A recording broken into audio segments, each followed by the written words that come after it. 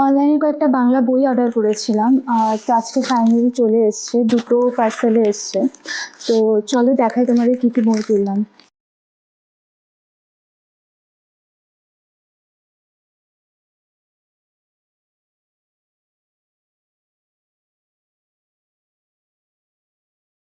তো টোটাল ৩ টে বই কিনেছি আমি।